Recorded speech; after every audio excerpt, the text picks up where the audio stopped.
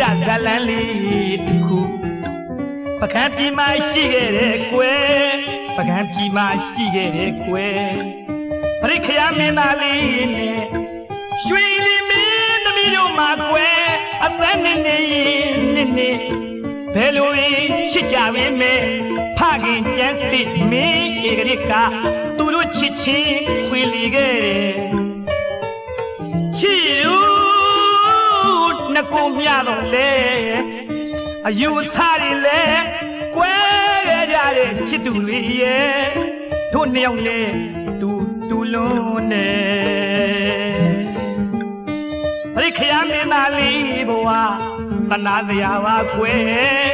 ရွှေဒီမင်းသမီးလေးဘဝတနာစရာပါကွယ်တောင်းတန်းကြီးတွေတရား200တို့များဘဝကိုစီးကချပြီးတကယ်ပင်လေသမုတ်တရား200တို့များဘဝကိုစီးကချတယ်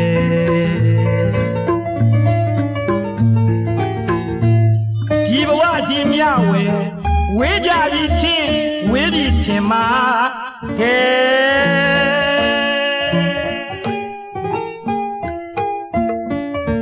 တယောက်တကဘာစီကွယ်ကွာဝေးနေပါတယ်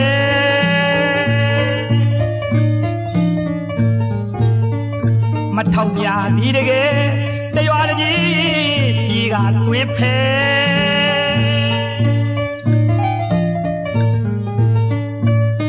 မောင်ပရိခယာမင်းသားလေးနဲ့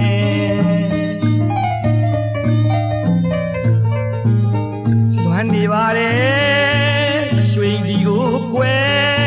ချစ်ကဘာလေးကိုပြစ်ခါပြေးတဲဝင်နှလုံးပြက်ကြည်ပြုံးနေအချစ်သေးကလေးကုလဲပါအိုး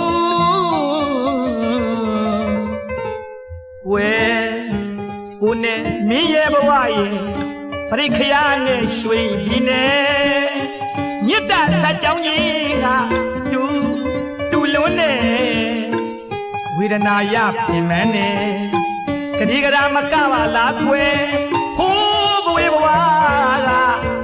ချစ်စုတော်များမကောင်းရော့လေသလားကွယ်ပရိခယာမင်းသားလေးဘဝတနာစရာပါ